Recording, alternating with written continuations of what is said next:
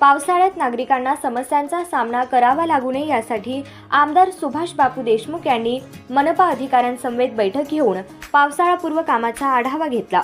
शहर दक्षिण मतदारसंघातील प्रलंबित कामे लवकर पूर्ण करण्यासंबंधीची सूचना त्यांनी अधिकाऱ्यांना केली। योग्य दाबाने पाणी पुरवठा, नवीन विद्युत खांबे उभारणे, लाईटची सुविधा, हद्दवाढ भागात पावसाचे पाणी घरात जाऊ नये यासाठी स्ट्रॉंग वॉटर लाईन करून पाणी वाहून जाण्याची व्यवस्था करणे, ज्या ठिकाणी ड्रेनेज लाईन खराब अथवा निकामी झाली आहे अशा ठिकाणी चेंबर कव्हर बसवून लेव्हल करणे, नाली सफाई, कचरा प्रश्न, प्रतापनगर व लोकुतांडा भागातील सांडपाण्याची योग्य व्यवस्था करणे अशा अनेक प्रश्नांवर सकारात्मक चर्चा झाली।